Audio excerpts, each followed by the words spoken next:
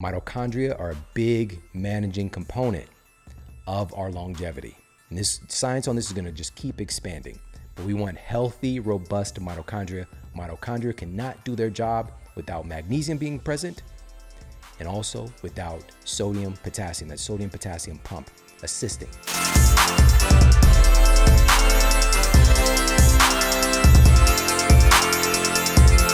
On this episode, we're diving into some of the latest, greatest cutting-edge research on longevity. We're specifically covering 7 surprising things that are scientifically proven to extend your lifespan. Now, this is going outside of the normal paradigm of diet and exercise and looking at what things do we know contribute to longevity that a lot of folks don't realize. And the very first thing that we're going to start with, the first of these 7 surprising things that contribute to our longevity, the first one is sex. Sex appears to be protective of the number one killer in our society. Heart disease ends approximately 630,000 lives every year. This past year, nearly 700,000 people died from heart disease. Now, part of longevity is not dying. And so addressing this number one killer in our culture is of the utmost importance. And sex appears to have a hand in this. A 16-year study published in the American Journal of Cardiology, conducted with over 1,000 male participants aged 40 to 70, found that men who had sex at least twice a week were almost 50% less likely to die from heart disease than men who had sex once a month or less. Now, there's many factors that go into this when looking at the connection between sex and cardiovascular health. But, it's so interesting that connection, love, even sex is related to the heart. And to stretch this out even further and looking not just at cardiovascular health, but overall immune system function and immune system performance, there's an interesting connection between sex and immune health as well. A study presented at the Eastern Psychological Association Convention in 1999 found that study participants who had sex once or twice a week had higher levels of the antibody immunoglobulin A, or IgA, compared with participants who got busy less often. Now, IgA is found in saliva and the mucosal linings, and it's one of the very first defenses that our bodies have when protecting ourselves from infections. It's one of the very first frontline immunological weapons that we have is IgA, and this is enhanced through sex. And according to the researchers at Wilkes University in Pennsylvania, sex once or twice a week in the winter can boost the immune system and reduce the chances of catching colds and viral infections. So snuggling up in the winter can actually enhance the immune system. So again, we're looking at the defensive capacity that sex seems to have in protecting us against cardiovascular disease and also infectious diseases as well. And now it's also well established that healthy sexual activity can keep our brains younger because we're not just interested in increasing our lifespan, we also want to increase our health span and our cognitive ability, our cognitive performance throughout our lives so that we can enjoy all of the years of our lives and have more life within those years. A study conducted by a team of researchers at the University of Maryland found that regular sexual activity not only triggers neurogenesis, which is the creation of new neurons in the brain, the creation of new brain cells, but sex also improves cognitive function, potentially helping people to think more clearly. All right. Now, I don't know if this has happened to you before. Have you ever thought more clearly after sex happens? Maybe you realize it was a mistake, depending on the construct of the sex, all right? Or maybe you realize oh, wow, life isn't so bad, or whatever the case might be. Maybe you gain a level of clarity after the session is over. Now, this is what the researchers found. Now, another study, and this one was published in 2010 in the Journal of the Public Library of Science, found that sexual activity causes cell growth directly in the hippocampus. So this is well established to be the memory center of the brain. So this is the part of our brain that's associated with long-term memory. And sex has been found to actually create more neurogenesis, more cell growth and development in the hippocampus. Really, really powerful. Now, this leads to a significant assessment, which is understanding the most important sexual organ that we have is actually not what's downstairs, but what's between our ears. All right? Our brain is our most powerful and important sexual organ because your brain largely controls your sexual health. But as the data shows, your sexual health also influences your brain. Now, taking advantage of the things that you're going to be learning about today, in particular in the context of sex and improving longevity through sex, this requires some intentionality. This can't be something like, hey, honey, I want to increase my longevity. You know what to do, like that's not the approach for this. So a healthy sexual relationship tends to have tenets of communication, trust, and safety. And the ingredients for more love and connection are going to be varied from relationship to relationship. And this isn't the context for this particular episode today because we're dedicated to longevity, but we have several masterclass episodes looking at improving the context and content of our relationships. And so we'll have several of those for you in the show notes. We've got episodes with John Gray, who wrote the book, Men Are From Mars, Women Are From Venus. We've got episodes with relationship experts like Christine Hassler. The list goes on and on. So definitely check out the show notes if you want more on that domain. But I want to look at another way that sex has an impact on our lifespan, which is the impact that sex has on happiness. And the majority of clinical evidence shows that happy people do live longer. There is some data showing that pessimistic people can outlive people who are not as pessimistic, but the majority of data shows in a massive way that happy people do indeed live longer. In an Arizona State University study on about 60 middle-aged women, physical affection or sexual behavior with a partner significantly predicted lower negative mood and stress and higher positive mood the following day. Simply put, the researchers found that sex and physical intimacy led women to feel less stressed and be in a better mood the following day. And we know that stress is a major killer. Stress is a major health issue in our culture today. Upwards of 80% of physician visits today are for stress-related illnesses. When there was a time when this was more for, injuries and infectious diseases, like that was the thing that was just the norm. We've largely dealt with a lot of these issues, and now we're moving towards these chronic issues that, again, even though infectious diseases might kind of come and go, these chronic health issues, these chronic lifestyle-driven diseases just continue to go up each and every decade in our culture, and they're not really stopping. And so addressing this at its core is going to be important. So anything that can help to reduce stress and connection, affection, and sex are some of those components. A part of that being, even if we look through, because in that study, we're talking about intimacy and connection, even not necessarily just the dynamic of sex, helping with positive mood, but specifically looking at sex.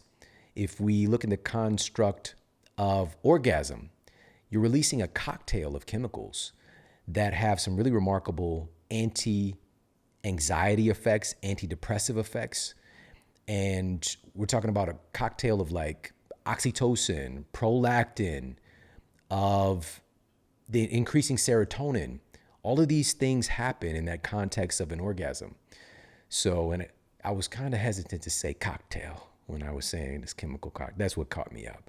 So, in addition to that, a 2004 study of 16,000 Americans published in the National Bureau of Economic Research found that people who are happy tend to be the ones getting the most action. The study estimated that boosting between the sheets time from once a month to once a week was the happiness equivalent of getting a $50,000 raise. The researchers did note that the type of sex mattered, with sex in a loving relationship showing the most benefit. So again, it's like having that dynamic psychologically giving the same happiness equivalent as getting more money. All right. So a lot of really interesting data on this context and the relationship between healthy sexual activity, healthy sexual relationship, and longevity. And we're going to actually build on this piece because sex is one component of something we're going to come back to and talk about more in a moment. But I just wanted to start with this because this isn't usually a part of the conversation when we're talking about longevity. When we're talking about not just increased lifespan, but increased health span. And sex appears to have some really interesting protective effects against our biggest killer, and also adding to the equation of healthy biochemistry, of healthy immune system function, and so much more. So that's number one on our list of these 7 surprising things that are clinically proven to extend our lifespan and our health span. The next one that we're going to talk about is one of the most powerful aspects of nutrition that is largely negated, is largely looked past. And this specifically influences one of the biggest aspects of longevity, which is cognitive health and the health of our brains. Most people are finally aware that the human brain is upwards of 80% water. So somewhere in the ballpark of 75 to 80% water. It's the most water dominant organ in our bodies next to our lungs. All right, so hydration of our brain is critically important. All right, now, what most people are not aware of is that water alone cannot maintain the functionality and connectivity of the brain cells. Without this key category of nutrients, water can't even properly hydrate, travel throughout, or store itself adequately in the brain or our other tissues, for that matter. And this category that I'm referring to is electrolytes. Electrolytes are minerals that carry an electrical charge. And it's really amazing for us to understand that our body is really running on this electrical energy in many ways. And we use devices that can measure this electrical output of the body. If we look at being able to monitor the activity of the heart, we see on the movies, boop, boop, we're measuring the electrical output of the human heart. But all of our cells are doing this, interacting with and expressing this electrical energy. And without electrolytes, literally, it's required for signal transduction for our brain cells to communicate with each other. When we become deficient in electrolytes, all of these processes for our brain and body start to plummet. Researchers at McGill University found that sodium, one of our key electrolytes, literally functions as a, quote, on-off switch in the brain for specific neurotransmitters that support optimal function and literally protect the brain against neurodegenerative diseases. So it functions as an on-off switch. So when we're low in sodium, it can switch off these protective neurotransmitters and the activity of these neurotransmitters if we don't have optimal amounts of sodium. It is that important. But yet, most often when we think of sodium, we probably think about it in a negative light, in a negative context. We'll talk more about that, but I want you to understand how important these electrolytes are. And sodium is just one of them. So it literally helps to function and defend the brain against things like epilepsy and neuropathic pain. Now, we cannot have a conversation about electrolytes and the impact on the brain without talking about magnesium. A fascinating new study published in the journal Neuron found that magnesium is able to restore critical brain plasticity and improve cognitive function, to restore it. So this is the thing that's lost. It gets degraded over our lifespan. Magnesium is key here in restoring brain plasticity and more. So let's look at this in the context of another one of our big killers, because again, a part of longevity is not dying. A double-blind, placebo-controlled study, and this was published in the Journal of Alzheimer's Disease, found that simply improving magnesium levels in adult test subjects, and these were folks between the ages of 50 and 70, could potentially reverse brain aging by over 9 years. Again, if we're talking about lifespan and health span, literally being able to make our brains younger, something so simple. It's a simple nutrient, but it's also one of our biggest nutrient deficiencies in our culture. Right now, 56%, at least at minimum, probably closer to 70% of US citizens are chronically deficient in magnesium. And this is literally required for our brain to run processes. So we're literally walking around in our society with a brain that is underperforming, that's not functioning at its optimal level, being deficient in these key electrolytes. And with magnesium being such a big nutrient deficiency, the question is why? We probably get some in different foods and, supplementation and things like that, but it's because magnesium is required by so many processes in the body. It's responsible for over 650 biochemical processes in the body. Again, that we're aware of. It's probably much more, but this is just what we've confirmed today. All right, so being deficient in magnesium, what that means is that's 650 things your body can't do or can't do adequately because of this one key electrolyte deficiency. All right, magnesium is that important.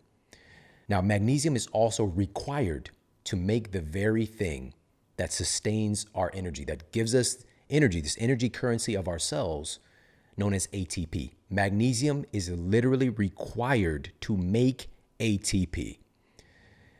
We often attribute this performance or the creation of ATP to our mitochondria, right? These energy power plants, these energy powerhouses within our cells.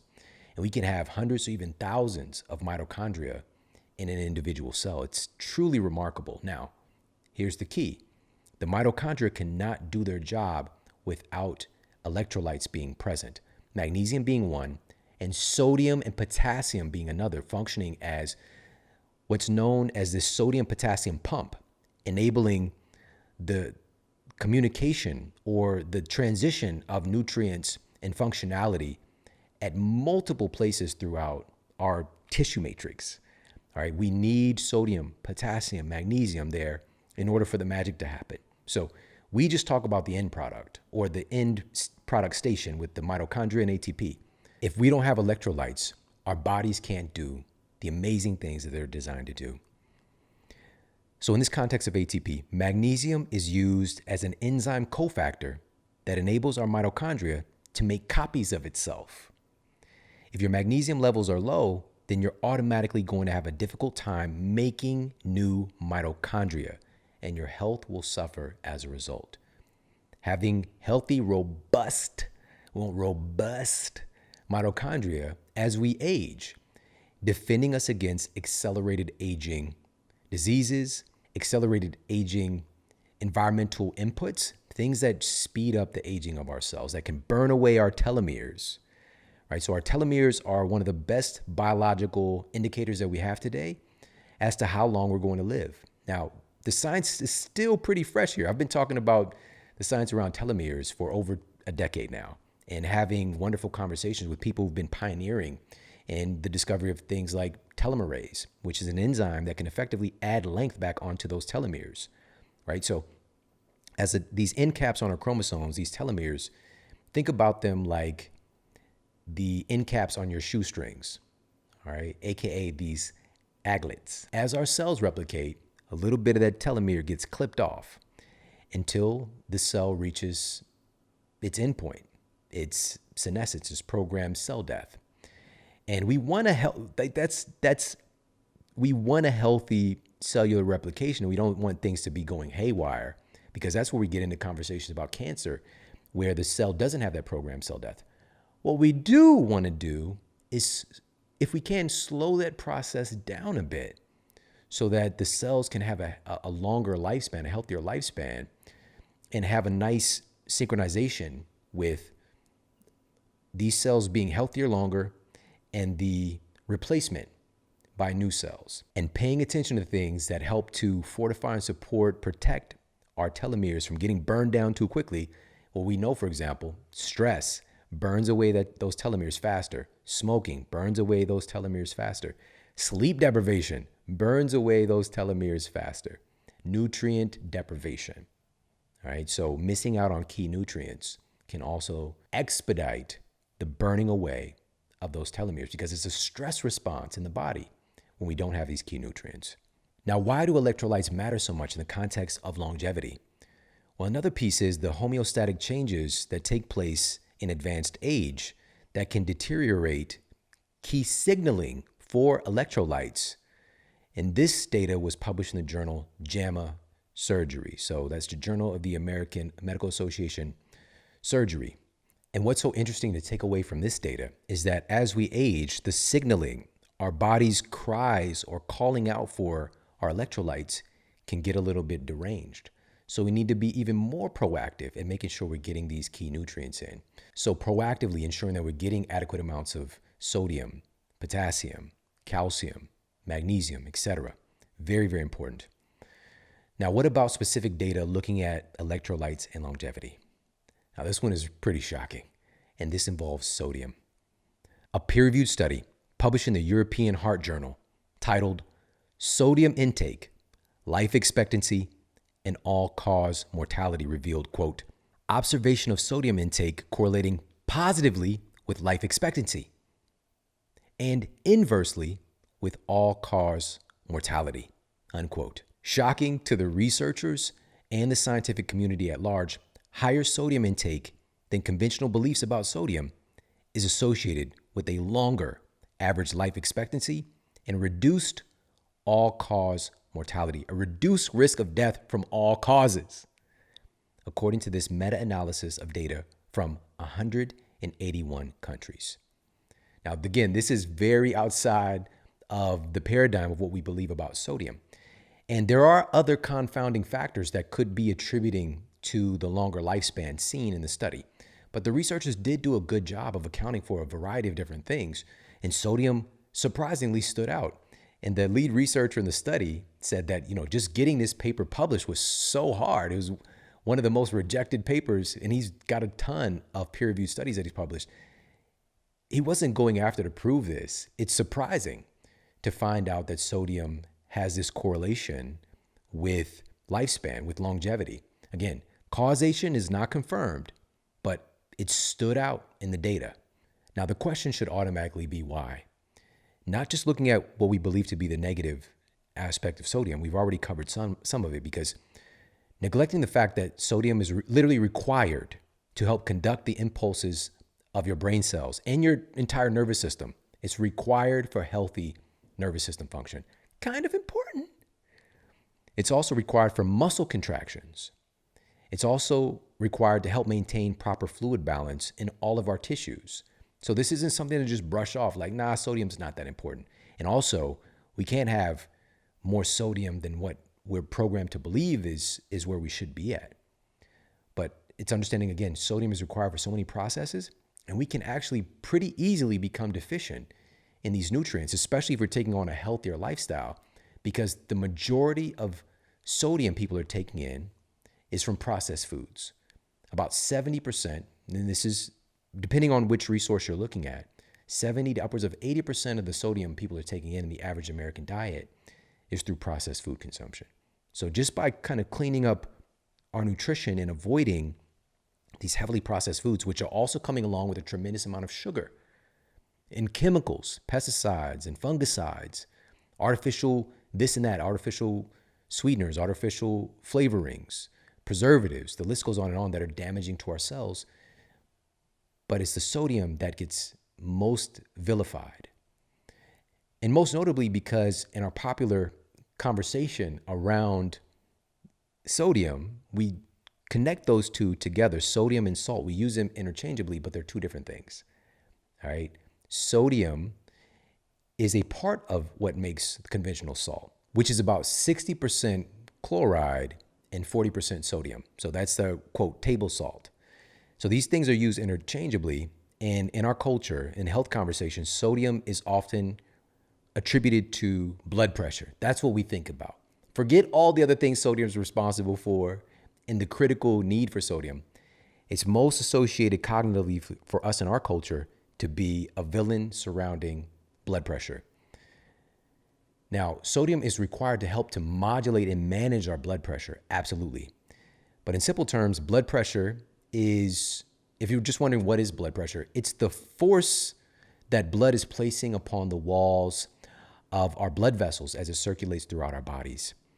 And high blood pressure is when that force is elevated to the point that it can increase the risk of damage to our blood vessels and the cardiovascular system overall, including our heart. So this is kind of important. And the loudest screams about sodium is that it increases our blood pressure, which is true to a degree. To a degree. There's very little nuance here, because it's just like sodium, watch it or you're going to die. But here's the reality. The research that initially vilified salt many decades ago originated from animal studies that gave rats massive amounts of salt, about 50 times the average intake, and deduced from that salt is a major concern for high blood pressure. That's where it all started. It all started. Yet, a large-scale, multinational study that was recently published found that salt intake does not increase health risk, even at levels that were once deemed to be unhealthy. So what gives? How is this possible? The researchers concluded that elevated blood pressure is a symptom and not a cause of cardiovascular disease and morbidity. It's a symptom of cardiovascular disease, not a cause of cardiovascular disease. And dietary salt is on a much lower rung of things that contribute to the problem, with much bigger issues being elevated triglycerides. Again, something that happens through the consumption of sugar-laden processed foods, elevated stress hormones, and inflammation. All of these things relate directly to abnormal diet and abnormal living conditions that we're now all exposed to today in our modern society. Our DNA is getting environmental inputs that we just simply didn't evolve with throughout the entire evolution of humanity. If we're talking like 99.99999% of the time that humans have been here, we have not eaten foods that we eat today. We've not been exposed to this kind of abnormal low-grade stress chronically happening, and the immense amount of environmental toxicity that we're exposed to today. All of these are new things that are constantly putting a pressure on our systems. This is why we have to be even more adamant about building our health and making sure that we're more resilient and adaptable. All right. Now, again, looking at sodium here and not being a major contributor to cardiovascular disease, let's dive a little bit deeper, because the study also found that even up to around 2 teaspoons of salt per day is not problematic for most people, noting that there are indeed genetic predispositions for some folks who have challenges managing salt. All right, so 2 teaspoons might seem like a lot. That's quite a bit of salt. That's a saltiness. That's getting a little salty. But this is because of going off the RDA, right? The recommended daily allowance, which is generally to prevent deficiency and disease. All right, it's not what's optimum. All right, that's the thing. But what's even more eye-opening is that salt intake closer to the RDA and below the RDA of about 1 teaspoon per day was found to actually increase the risk of heart disease and high blood pressure. Sodium too low increased high blood pressure. A meta-analysis published in the Cochrane Database of Systematic Reviews uncovered that study participants placed on a low sodium diet did have slightly lower blood pressure in the short term, but found that the restricted sodium also led to elevated triglycerides, elevated stress hormones, and accordingly, elevated blood pressure. Very different story from what we hear around sodium. Now, also a study conducted by researchers at Harvard Medical School and published in the journal Metabolism found that low salt intake directly increases insulin resistance in healthy test subjects. Insulin resistance is one of the key components that accelerates aging, that creates advanced degradation of tissues. And having not enough sodium in the diet, again, we're using these interchangeably here, but they should kind of be pulled apart, salt and sodium. Sodium is critical in helping to modulate and manage our hormone function, including the functionality of insulin.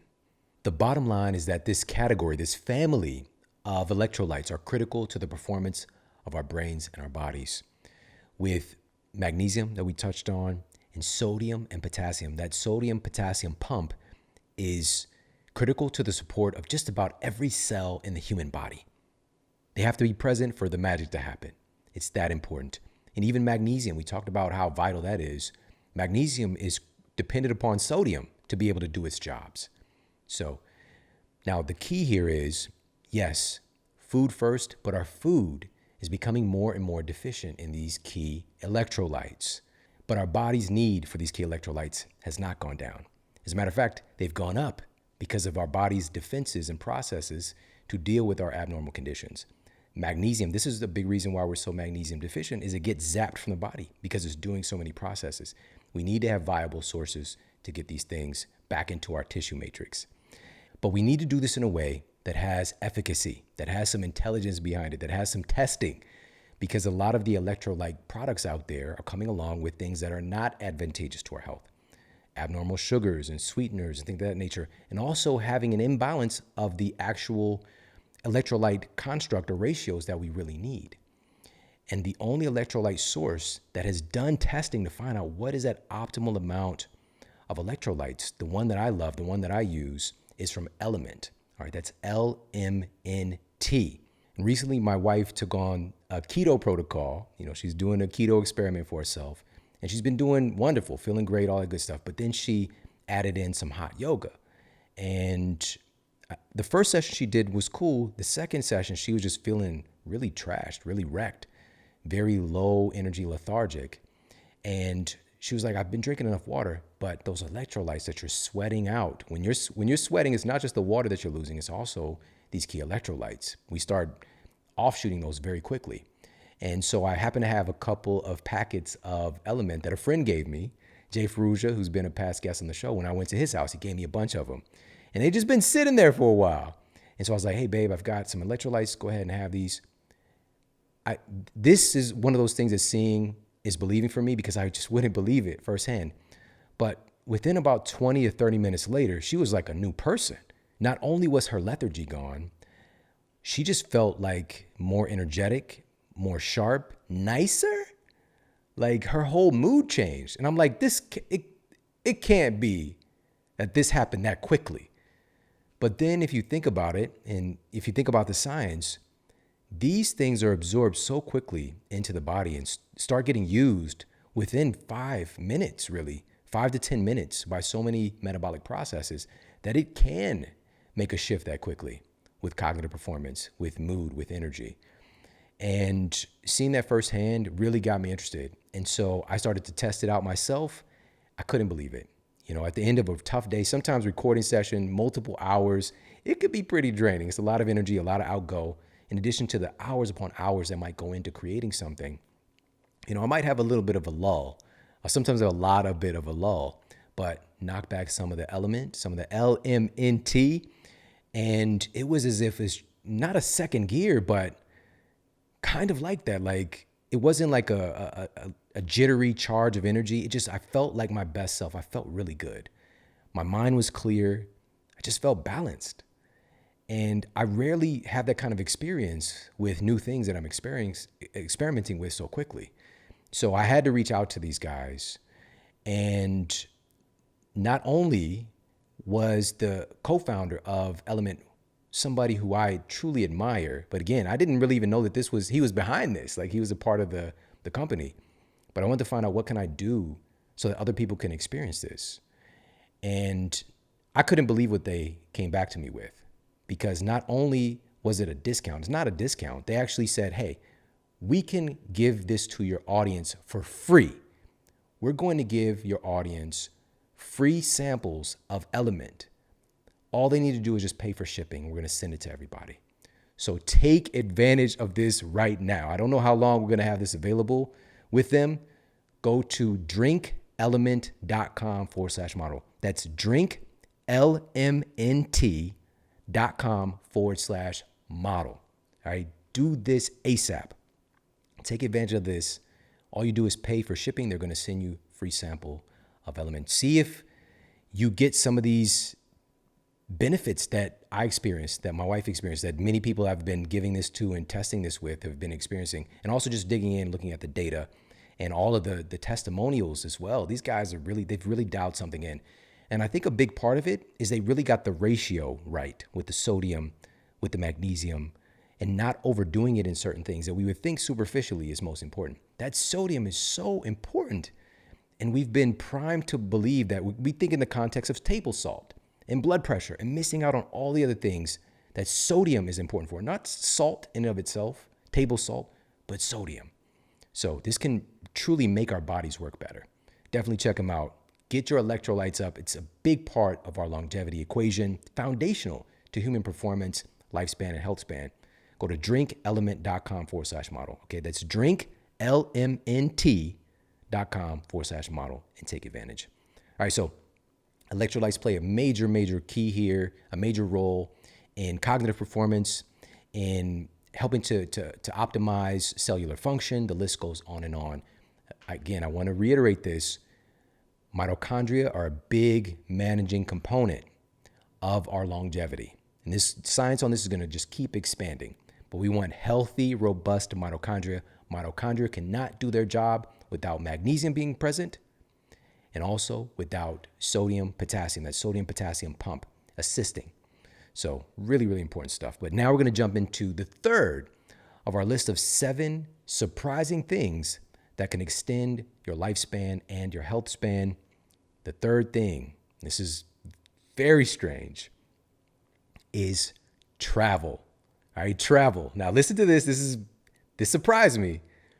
A joint study from the Global Commission on Aging and Transamerica Center for Retirement Studies revealed some fascinating data on the potential health benefits of traveling more often.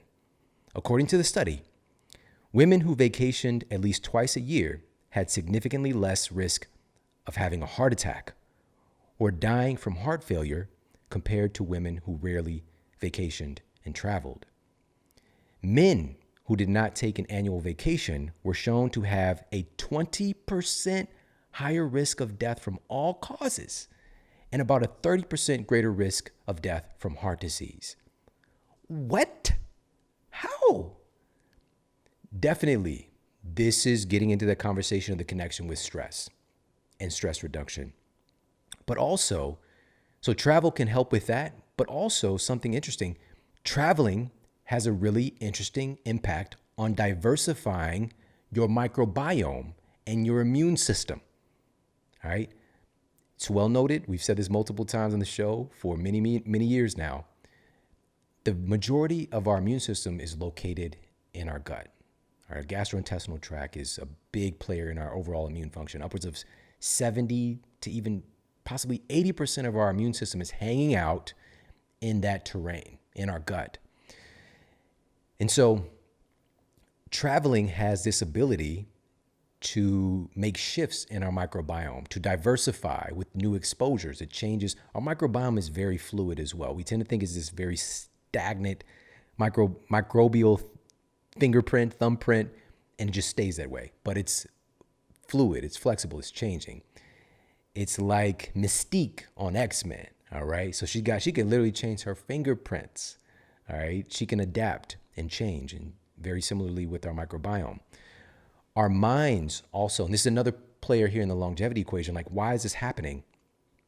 It's because our minds, your brain is a big player in our longevity. Your brain is controlling so much that's happening with our biology, but your brain grows and adapts when it experiences new changes in new environments.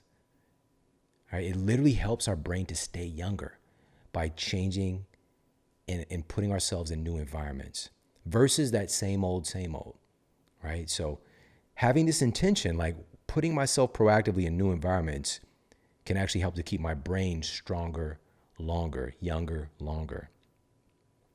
A study that recruited 1,500 women and published in the Wisconsin Medical Journal uncovered that women who took vacations were much less likely to suffer from depression and other mental health issues.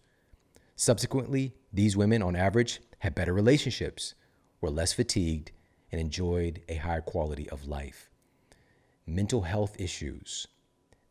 These right now, this is currently right now, and this has been going in the wrong direction for a long time, but this is the number one causative agent behind disability right now. It's depression, mental health issues. And we just continue, it's just business as usual. We don't think about that. We don't talk about that. All right. So what can we do to support this? Now, in this same context of relationships, because they determined that these women on average had better relationships tied in with their travel experiences. They're vacationing. And we're going to talk about some of this for everybody. This is inclusive here with what we do. Like, what if we don't have the resources and the finances, the ability to take advantage of something like this? We'll talk about that in a moment. But a recent U.S. travel survey conducted by Edge Research revealed that couples who frequently travel together report higher levels of satisfaction in their relationship. And also, couples who don't travel together are twice as likely to report that their relationship problems don't seem to get resolved. This data exists. It can be a little bit jarring, but let's dive in a little bit deeper. Other studies indicate that leisure activities with families, such as traveling, can increase a sense of connectedness between family members, including children and their parents. Traveling, it really does. It adds to our character. It expands and adds to our worldview. And doesn't have to be what we think it is, like vacation. I never took a vacation in my life. I think I was maybe 31 or something like that the first time I, quote, took a vacation. I might have had some time off from the job that I had, but I never had a, quote, vacation before in my adult life. So I'm coming from a place where I understand how this might seem outside of our paradigm. And it took so much. It felt like a big risk to take my family, to put them on a plane and to go. I'm so grateful that I got to do that, though, to take them outside of our normal environment. I didn't get on a plane until I was 25 years old. It was the first time I got on an airplane. All right. Coming from where I'm from, I would see the planes passing by. I never thought about being on one. I never even thought about really even leaving my city. But taking advantage of these benefits and expanding our worldview, diversifying our microbiome, reducing stress, adding to our character, it just has to be purposeful. That's the key. Because I was going through my mental Rolodex and trying to find out how have I extracted these benefits, because so many things have helped to kind of expand my character, expand my worldview, and really add layers to my life and my livelihood. And so we don't have to plan and have an expensive trip, because a big part of the reason that I am the man that I am today is because of my road trips to my grandmother's house. When we were living in the inner city, when we were living in poverty, which I say with a caveat, because poverty here in the United States means you still have a television, you have a Nintendo, we still had food to eat, but we were on government assistance programs, getting food from charities, things like that. But each summer for several years in my childhood, I would go down. My grandmother would usually come pick me up, my grandmother and grandfather, and drive us down to, quote, the country in Piedmont, Missouri. And this is backwoods, dirt road to get to her house, all of that, all right?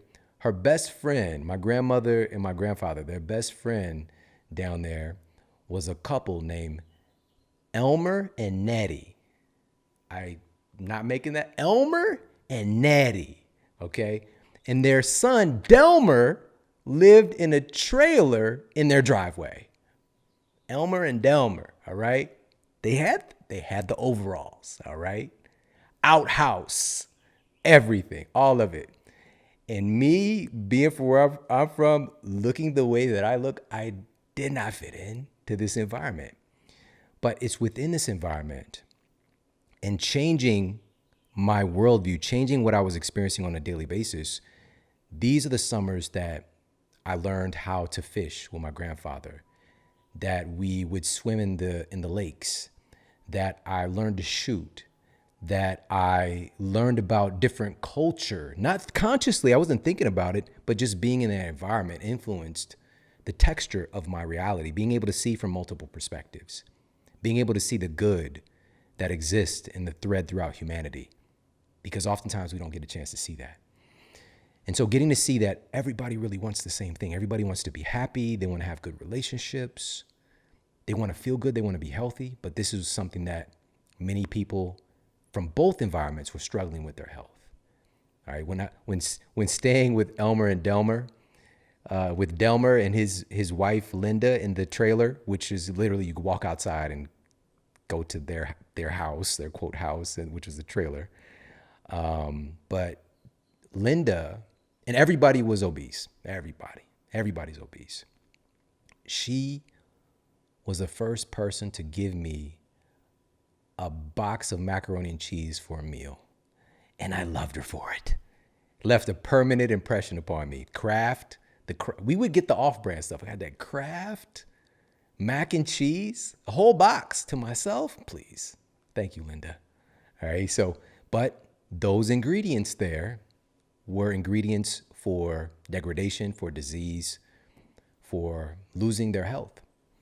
So, but the point being this, it wasn't expensive for me to drive down with my grandparents to change my environment. And you don't have to go to the quote country to get this. But what can you do even within the context of maybe your own city? Maybe you have a staycation, and looking at, we often use a lack of resources, a lack of finances as a reason that we can't do fill in the blank. Money should never be the reason that you don't do what the calling on your heart is. Because I promise you, it's never about the financial resources. It's about being resourceful. There's always a way. There's always a way. So being more creative in that, and our relationships are a big part of those bridges that can help to make beautiful things happen. So I just want to implore you and put this into your mental Rolodex to make it an intention to travel more, to get outside and expand your worldview. These are the things that help to bring humanity together. And right now we're so divisive. In our lifetime, this is the most divisive we've ever seen humanity. It makes no sense. How are we going along at this clip in our evolution and getting more divided? It makes no sense. We're supposed to be so evolved and so able to perspective take and to understand each other and to love. But man, it's very conditional now. It's very conditional. In some aspects, we do have more compassion, but in others, we're lacking it. We get into our own little bubbles. I think that's a big part of it. We get into our own little bubbles and we don't explore the world around us, right? So because we get comfortable around the people we agree with. We get comfortable around the conditions that we're used to. And so leaning into that discomfort, but it can be fun and joyous, of course, and traveling more. So what's a trip that you can plan for yourself or your family in the upcoming months and weeks? Just think about that. Just put that in the mental Rolodex, in your mental blender. Let that toss around a bit and understand the power that this has in improving our overall health and longevity. Right? We got some really interesting data on this. It's not often talked about, but it's a pretty cool connection. And this leads us to number 4 on our list of 7 surprising things that can extend our lifespan and health span. And this starts with a meta-analysis of 148 studies tracking over 300,000 participants, uncovered that adults with strong social ties have a 50% boost in longevity versus individuals who do not. A 50% boost in longevity versus individuals who do not. The researchers at Brigham Young University uncovered an upwards of 50% reduction in all-cause mortality in people with healthy social relationships. A 50% reduction in all-cause mortality in people with healthy social relationships. In fact, strong social relationships were more indicative of longevity than exercising or beating obesity. That's just shocking. That's shocking. We know that obesity is one of the leading causes of death. It's contributing to about 400,000 at least deaths a year. All right, so whether it's deaths relating to type 2 diabetes, heart disease, cancer, the list goes on and on. Obesity is a big ingredient in that pot that's become a big part of the epidemics that we're experiencing as humanity. So to say that strong social relationships are more indicative of longevity than beating obesity? Now, this is not to say that exercise and having a healthy body composition aren't incredibly important, just to be clear. But it's highlighting that there's a lot more to health and longevity than the standardized things that we're programmed to think about. Community and connection are things that are encoded in our DNA. Our genes expect us to have strong social bonds to other humans. Our genes expect us to have connections to other humans. It's how we evolved and it's how we made it to this point. Yet today, in many ways, we're more isolated than we've ever been. Now, on the surface, it can look like we're more connected than ever. We have hundreds or even thousands of friends, quote, friends online and on social networks. We have Skype, we have Zoom, we have WhatsApp. We have all these things. We have FaceTime and so much more to see people face to face virtually. We also have access to hundreds of thousands of online groups and so many other virtual ways to connect. Virtual ways to connect. But something is missing. A report from the National Academy of Sciences, Engineering, and Medicine demonstrates that in the United States, more than 1 out of every 3 adults aged 45 and older feels lonely. And nearly 1 out of every 4 adults aged 65 and older are considered to be completely socially isolated. We might think of older people as being the loneliest, but this paradigm has changed dramatically in recent years, with research utilizing the UCLA loneliness scale affirming that loneliness scores are highest in Gen Z. These are people who were 18 to 22 years when the data was analyzed. The study demonstrated that well over half of our population feels lonely. And the rise in social media use has paradoxically increased loneliness, with 73% of heavy social media users ranking high in loneliness scores, as compared with 52% of light social media users ranking high in loneliness. Both are not good, but we see the increased usage of social media leading to a decrease in levels of connectedness. Increased use of social media correlates directly with increased loneliness. The report from the National Academy of Sciences, Engineering, and Medicine detailed that social isolation significantly increases a person's risk of premature death from all causes. From all causes. They also noted that social isolation is associated with about a 50% increased risk of dementia. We need other humans, social connections for the health of our brains, for cognitive function. The study also noted poor social relationships characterized by social isolation or loneliness was associated with a 29% increased risk of heart disease and a 32% increased risk of stroke. Loneliness was associated with higher rates of depression, anxiety, and suicide. Loneliness among heart failure patients was associated with a nearly 4 times increased risk of death, 68% increased risk of hospitalization, and a 57% increased risk of emergency department visits. When I say that our genes expect us to connect with other people, this is not a joke. This is not hearsay. It is required for healthy cellular function on so many levels we still don't even understand yet. But we can just talk about on the basis of healthy hormone function. Just being around other people, for example, and having social interaction, healthy social interaction, increases our levels of regenerative, health affirming, we even call it these, quote, anti-aging hormones.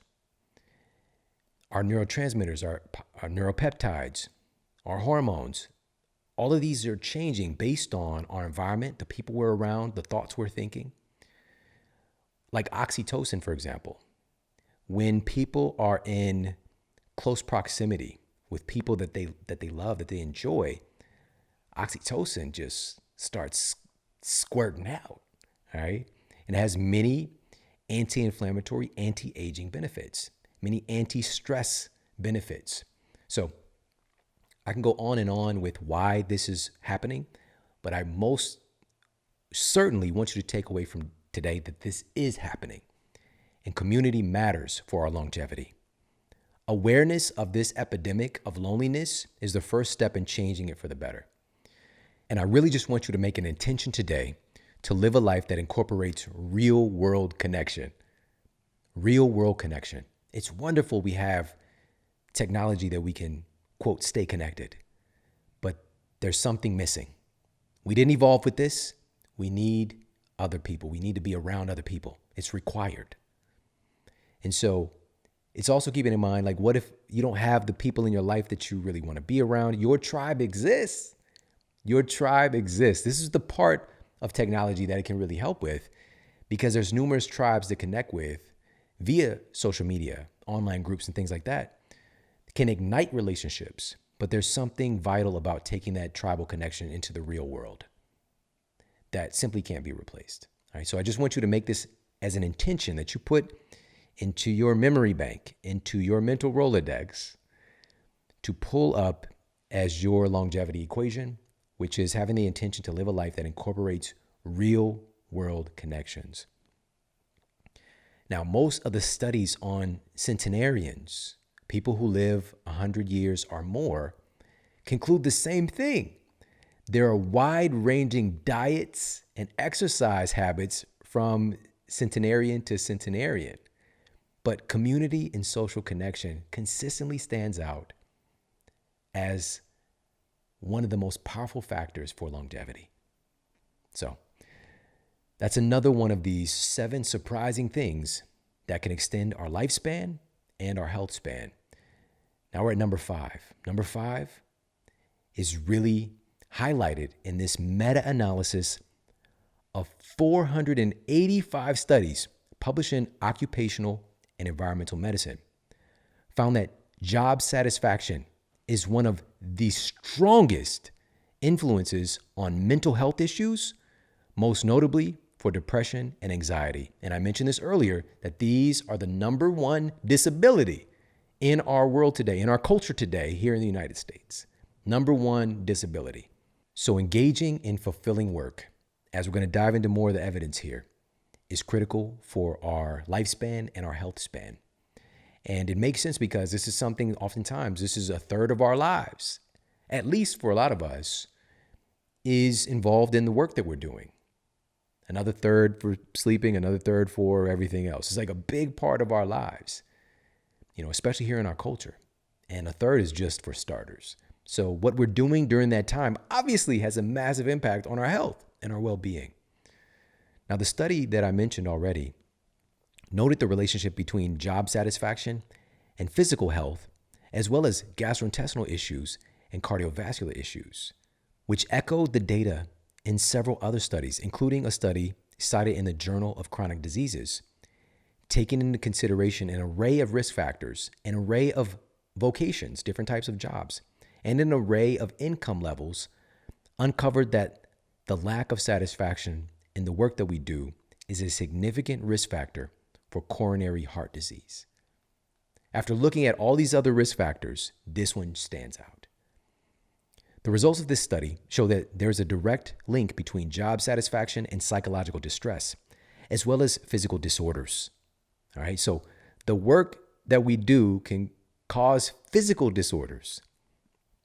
Satisfaction with the nature of work was the strongest predictor for psychological distress, sleep disorders, headaches, and gastrointestinal problems. That's powerful. That's powerful. It's not talked about. When you go and visit your conventional physician, they're not regularly asking you about the work that you're doing in relationship to the headaches you're experiencing or the gastrointestinal problems you're experiencing. But we have data on this, that this can be a major contributing factor. Researchers from The Ohio State University say their work shows that happiness on the job, or lack thereof, appears to have the biggest impact on midlife mental health. One of the study authors noted, quote, "The majority of people are either very satisfied or satisfied with their jobs. But we find that even the subtle distinction between very satisfied and satisfied has significant effects on your health. I would say our study's main findings are you're likely to have worse health if you don't love your job rather than if you hate your job." Unquote. So I hope that makes sense. Hating one's job and being satisfied with one job one's job can kind of operate in the same domain. It's when you love what you're doing that you experience a jump in health benefits. The study authors noted that job satisfaction in the United States have been declining since the 80s, saying, quote, the main reason is due to increased job insecurity. People are not as sure if they will always have their job today compared to 30 years ago, unquote.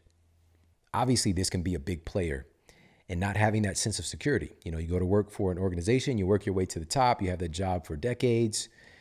That's not really the reality. Things are always changing and shifting so much in our world today.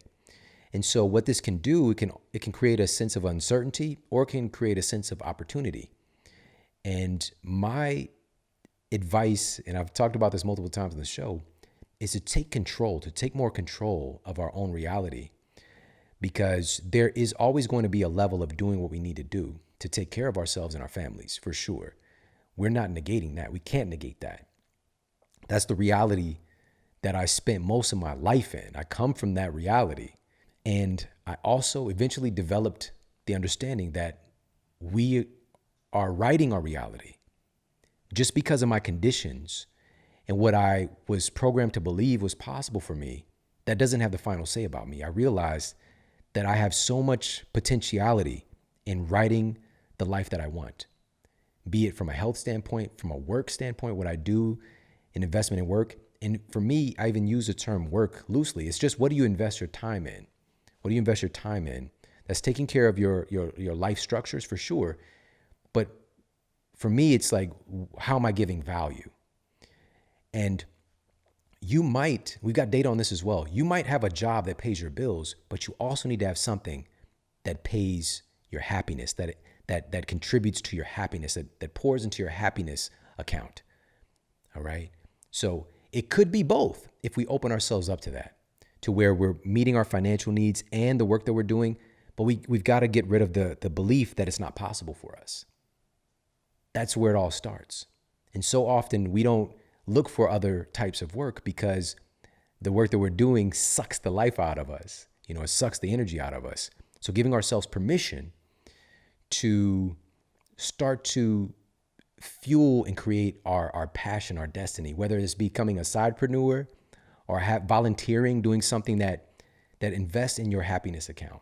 All right. It could be through your job, because that's what this study is really about for me, because it's so much of our life is spent doing work. And if you're not enjoying what you're doing, what does that do to our mind and our body? Now, another fascinating study, and this was published in the Journal of International Medical Research, found a direct relationship between our work environment and rates of obesity. Now, this, we can go on, we could do an entire episode just on this one piece, but what are the conditions at our work? Is it conducive? Is it encouraging of poor health? I mean, when I had the jobs that I had, I know that the environment that I was in was encouraging of me to eat terrible food, to be stressed, right? So the work environment itself, this should be obvious, but we don't talk about this. Now, one final piece here is the RP 2000 mortality study. And it noticed something interesting. It uncovered that people between the ages of 50 and 70 who retire has significantly higher rates of mortality than those who continue working. What? It found that people who retire die faster than people who continue working. I thought retirement was good for you, great for you. Now, it's important for us to note that this is correlation and not causation necessarily. In fact, one easy confounding factor that could lead to this unexpected outcome is that folks who have poor health already and unable to continue working fall into retirement category and skew the numbers. All right, so I want you to keep this in context. And simply having a better state of health in our senior years would enable us to not retire if we didn't want to.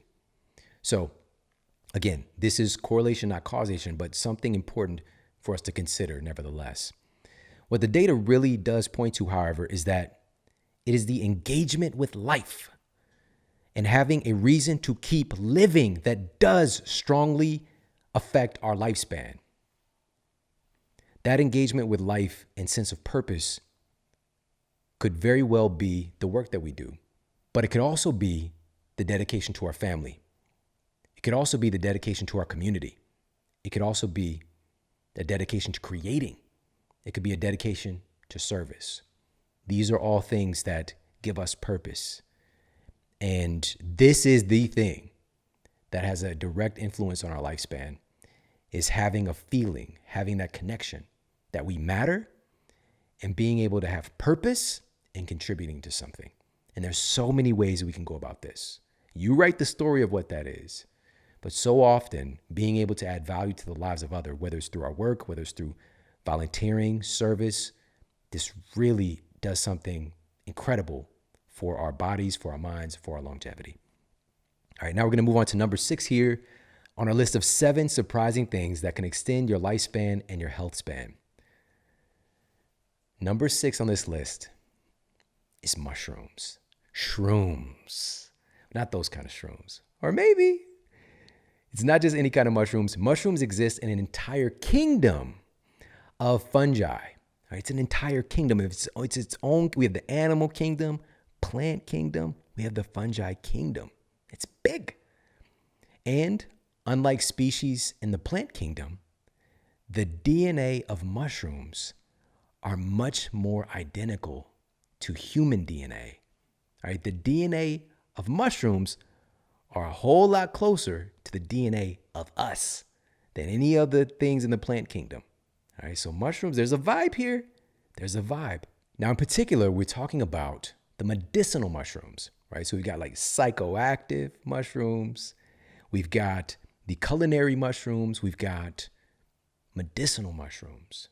And this is where the longevity equation gets taken up another notch. So we're going to start with some clinical data from the animal kingdom. A study published in the International Journal of Molecular Medicine found that fruit flies given the medicinal mushroom cordyceps lived 32% longer than the control fruit flies who didn't receive the cordyceps. 32% longer for fruit flies. That's like another lifetime for the fruit flies.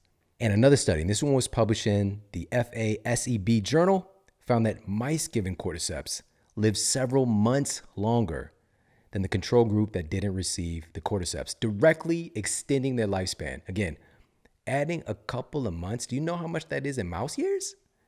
All of a sudden, these mice are like Master Splinter, right? They're having this kind of anthropomorphic mutation, and they're like living this much longer life.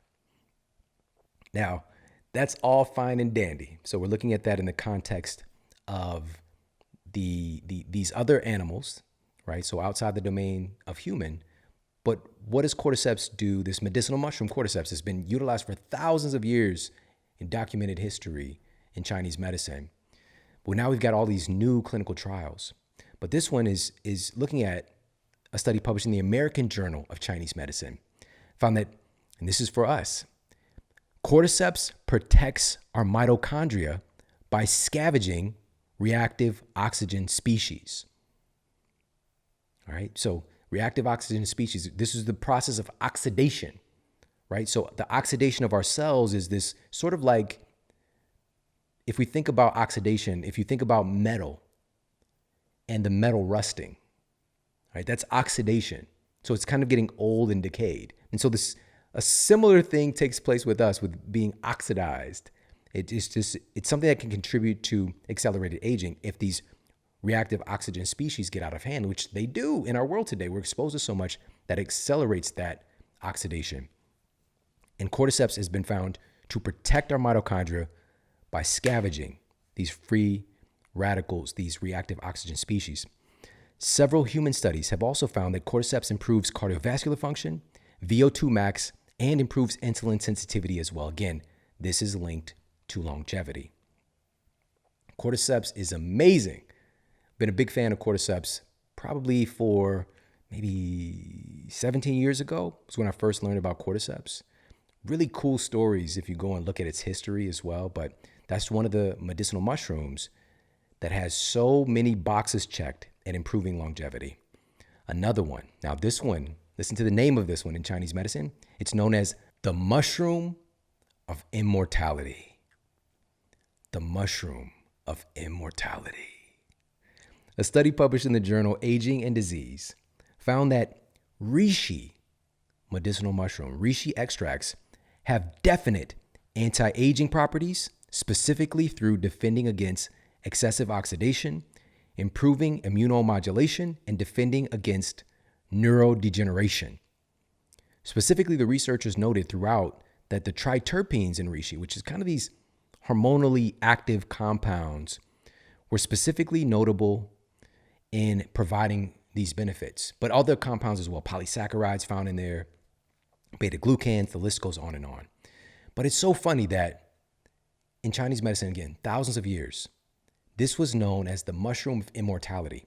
And now our new science, right, our new ability to test and publish data, this was published in one of the leading journals, it's the journal Aging and Disease, found, hey, wait a minute, this whole mushroom of immortality thing, being able to extend lifespan, there's a lot of evidence here now. So these are just two of this category, this family of medicinal mushrooms. But these are two of the most remarkable when it comes specifically to longevity. But the key here is, when I mentioned this in the study, triterpenes, beta-glucans, polysaccharides, the extraction method of the mushrooms matter. You can't get all of those things just by doing a decoction, like just doing a hot water extract or just doing an alcohol extract. You need both to get all of the goodies that we're looking for to provide our cells with, to provide our tissue matrix so we can have these anti-aging benefits. And so this is why I'm a huge fan of Four Sigmatic, because they do a dual extraction of these medicinal mushrooms. I love their cordyceps. They've got a cordyceps coffee as well. And coffee, that could be a whole conversation about longevity as well. The research there is nuts. But cordyceps along with organic coffee, and they've also got the cordyceps elixir and their reishi. Their reishi is incredible. It's great for just helping to reduce stress. It's great for improving sleep quality. Just go on and on. It's great for optimizing and enhancing immune system function. We've got clinical evidence with reishi helping to fortify and improve the production of our T cells and B cells. It just doesn't get any better than that. So many things that it's hitting on. So definitely check them out. It's foursigmatic.com/model. That's foursigmatic.com/model. And you get 10% off all of their incredible medicinal mushrooms. You just literally they're just teas. The elixirs, and there's even a hot cocoa, there's coffee blends, done the right way. Organic, dual extracted. Check them out, foursigmatic.com/model. But this category of medicinal mushrooms, definitely a big player in longevity. Surprising for a lot of people. And the final one here on our list of 7 surprising things that can improve our longevity, improve our lifespan and our health span. The 7th one is bacteria. A fascinating new study published in the journal Gut Microbes uncovered that specific gut microbe signatures are contributing factors to longevity. The researchers stated, quote, age-related changes in the gut microbiome have been reported. So age-related changes in the gut microbiome have been reported, including decreased microbial diversity with aging and increased ratios of pathogenic bacteria, unquote. All right, so these things are associated with aging. And here's what they found. After analyzing the gut microbiome of a group of healthy, long-living people who were 90 years or older, they found that the diversity of their gut microbiome was even greater than that of younger adults in the control group. The diversity of their microbes was one of the contributing factors to their longevity. They also identified several potentially beneficial bacteria in longer-lived people that other people didn't have. So let's talk a little bit about that. They noticed, number one, diversity is a key hallmark of longevity. The study noted that decreased diversity was associated with increased inflammation, which they measured by C-reactive protein. And decreased diversity was associated with decreased healthy food diversity. So these are things that were contributing to the lack of diversity seen in other people. that didn't have the longevity. All right. So these are two things: inflammation and lack of healthy food diversity was decreasing their gut diversity. They also noted, as I mentioned, specific bacteria in longer lived people that other people didn't have. One of those was Akkermansia. All right, Akkermansia.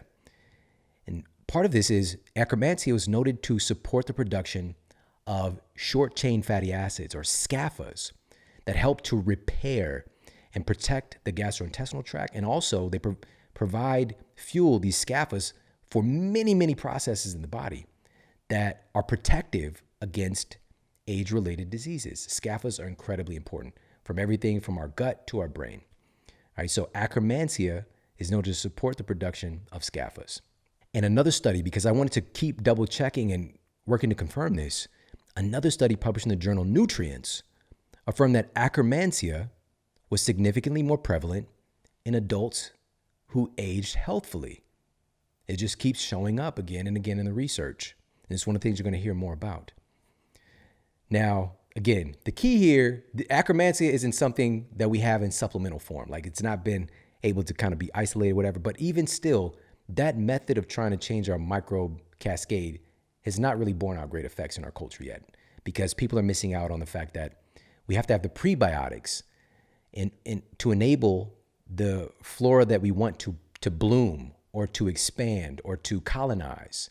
Without the right prebiotics, the foods that these probiotics require, then they can't stick around and they can't make the postbiotics in you for you. So you need prebiotics for the probiotics to make your postbiotics, which the postbiotic, for example, is the SCAFAs. But here's one of the things, because Akkermansia is tricky. It's tricky to be able to get that, to have that abundant in our bodies, but we know it's associated with longevity significantly, study after study. Listen to this. A study conducted by researchers at UCLA uncovered that compounds in pomegranate are among the very few things discovered that can stimulate the blooming of Akkermansia. Pomegranate. All right. Now, this isn't a push to go start guzzling the pasteurized pomegranate juice, all right, with a lot of sugar. I'm not saying that, all right, but maybe adding in some pomegranate somewhere in your nutrition, or a concentrate of it. But also another study published in the journal Gut found that camu berry led to positive changes in the gut microbiome. All right, camu berry led to positive changes in the gut microbiome, including the expansion of Akkermansia. I love camu. Been a fan for many, many years. Big part of the vitamin C complex at Paleo Valley. That's the one that I use. Go to paleovalley.com/model. And that vitamin C complex is incredible. I'm just going to leave it at that. So pomegranate. So if we're going to do pomegranate, do the real food, but also it might not be the ratio that we really need. So maybe an extract or a concentrate of it somehow. And also camu berry is that deal when it comes to the expansion of Akkermansia. Also noted in the study, in the journal Nutrients that we talked about a moment ago, the most long-lived adults were found to generally have lower levels of firmicutes and increased levels of Bacteroidetes. Right? These are both categories of bacteria with firmicutes. No, matter of fact, I'll just share the study with you. This study was published in BMC Microbiology, and it found that individuals who are obese have a significantly higher level of the bacteria firmicutes and a lower level of Bacteroidetes compared to normal weight and lean individuals. It's proposed that a higher ratio of firmicutes in their intestines make them more efficient at metabolizing food. So instead of it being lost as waste, more calories make their way into their circulation and eventually get stored as fat. So again, long-lived adults in the previous study were found to generally have lower levels of those firmicutes and increased levels of Bacteroidetes. All right, really, really remarkable tie-in here. So diversity is key. We want to maintain gut diversity because it's one of the things that gets hit as time goes on in our culture as we age. So we want to proactively improve our microbiome diversity. The number one way to do that, as noted in the research, is having a healthy diversity of foods to provide an array of different prebiotic compounds for our bacteria. All right, so that's one big way. The other thing is simply being, and another part of that was not just gut diversity, but have it with probiotics or friendly flora, but maintaining and keeping in check pathogenic bacteria, because we're going to have a ratio of all of them, but we don't want the pathogenic bacteria to get out of hand. This is a big, big player here. So we want to protect our friendly flora, keep pathogenic bacteria in check. So we want to avoid the things that disrupt our microbial ratio. What are the things that promote the proliferation of pathogenic bacteria and kill our good flora? One of those things that's confirmed in the data again and again and again are the use of pesticides, herbicides, rodenticides. Those compounds are designed to kill small things. Your gut microbes are small things and they're incredibly sensitive, right? So like antibiotics, for example, we talk about antibiotics as antibiotics. They're antibacteria. They're the word itself means against life, which is kind of messed up. It's kind of strong. But the bottom line is antibiotics destroy a plethora of our microbes. There are very few that are specifically selective in their destruction. So we want to be careful about haphazard use of antibiotics. But pesticides, they're either estrogenic or neurogenic oftentimes, and they're very, very disruptive to our microbes, even damaging the genetic makeup of our microbes, because we don't just have genes, our bacteria have genes as well.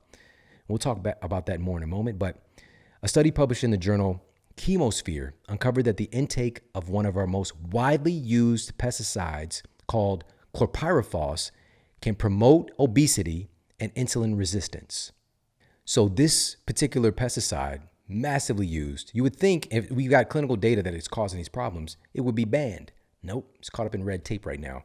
And actually there's 34,000 pesticides derived from 600 synthetic chemicals that are registered for use in our country by the EPA, right? So the Environmental Protection Agency is supposed to be protecting the environment. We're part of the environment. 34,000, and that's just that, because there's another 85,000 more chemicals that are regulated separately under the Toxic Substances Control Act. This is the environment that we're operating in. So when I'm talking about really fortifying our health and protecting our cellular function, our immune system, our hormone function, I'm being very serious about this. We don't live in the conditions that we evolved in, but we can do something to make our bodies more robust and healthy and adaptable. So last piece here, a study published in the journal Scientific Reports revealed that pesticides create a pro-inflammatory state in the gut and disrupt microbial gene expression. Say less. Say no more on that one. That's messed up. That's messed up. And finally, in reducing the prevalence of pathogenic bacteria, protecting our friendly flora, another study from Scientific Reports noted that the disruption of our microbes from common foodborne chemicals from processed foods is a prevalent issue. Because again, it's not that our microbes just show up and do whatever. They eat too. And the pathogenic microbes really like processed foods. Funny enough, surprise, surprise. And sugar, for example, the massive amounts of sugar that we're consuming, again, 70 to 130 pounds per year for the average person here in the United States. A study published in Proceedings of the National Academy of Sciences demonstrated that sugar, quote, silences genes that regulate the proliferation of beneficial bacteria. Specifically, sugar appears to negatively impact the colonization of Bacteroidetes populations that are crucial in regulating our metabolism. So, to help to modulate and support our microbiome is key in longevity. We know that there are specific signatures, microbial signatures, that are supportive of longevity, that we see in people who are living 90 plus years. They've got microbial diversity. They also have unique microbes that a lot of other folks, as they age, they lose out on, like Akkermansia, for example. So this is a plethora of insights and resources for us to consider as we move towards our upcoming decades. And not just extending our lifespan, but extending our health span so that we can be the best version of ourselves. So if you got a lot of value out of this, please share this out with your friends and family, the people that you care about. But most importantly, employ some of these things.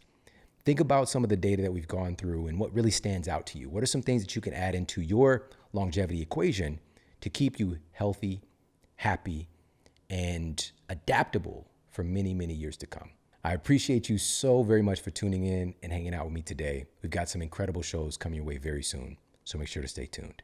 Take care, have an amazing day, and I'll talk with you soon. Hey, if you like this video, make sure to check out this video right here to up-level your health today. Somewhere around 70% of the United States population is on prescription drugs. Your liver is handling that shit. And also your liver is responsible for food, food metabolism, that interaction as well. And the name, live,